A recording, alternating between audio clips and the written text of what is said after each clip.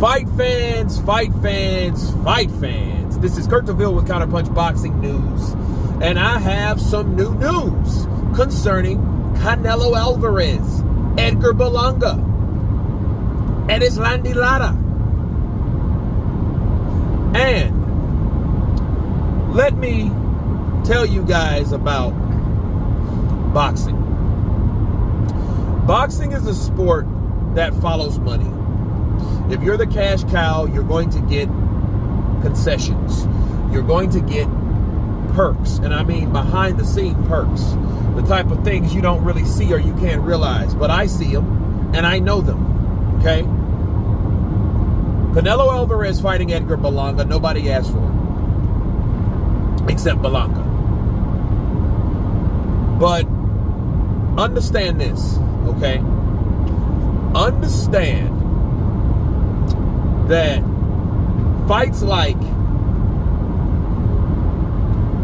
Canelo Alvarez and Erislandy Lara, I want people now to see how rare that was.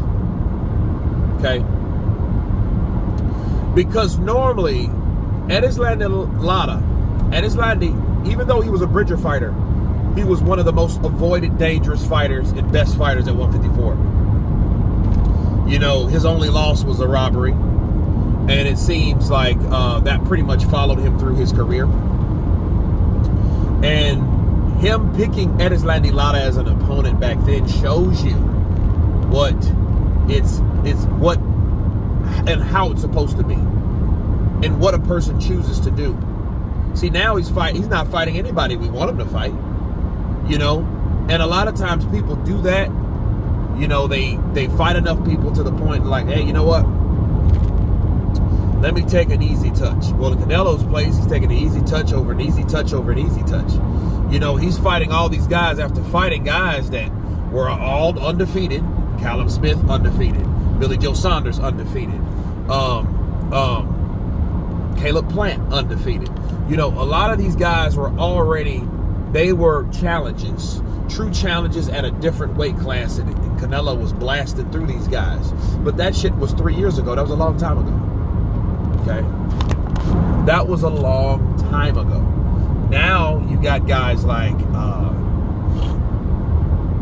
who has he fought? I mean, Jaime Munguia was undefeated, but you know, people wanted him to fight someone else. You know, now he's fighting Edgar Berlanga. You know, it's a lot of fights that, you know, he could have fought, and you know, versus what he did last time. There we go. Versus what he did last time. And, you know, it just shows you there's a huge difference in how a person changes and what he's deciding to do throughout his career. You know, the question is, why is people still supporting Canelo like that? If you got a feeling that Canelo is on his way out, it's like he's slowing down, but but I think he's adjusting his opponents to his ability now. See, people need to appreciate Canelo Lara, because that shit'll never happen again. You know what I mean? He never gave Lara a rematch. You know, Oscar De La Hoya didn't want him to fight Lara, but he could put things in motion to help Canelo. I'm talking about those perks. You know, those perks I was talking about? Golden Boy was full of those perks and concessions. So that's how he won a decision. That's how you can get Levi Martinez with that lopsided scorecard, and everybody else had the shit 115, 113 for Canelo, 115, 113 for Lara, then 117 to 111. Like, those are the perks. That's the perks I'm talking about. So that being said, you know, pretty much respect what Canelo's done, because it'll never happen again. But you guys tell me what you think about this video of Canelo Alvarez, of then and now. Of course, please subscribe. And you guys been Counterpunch. Peace!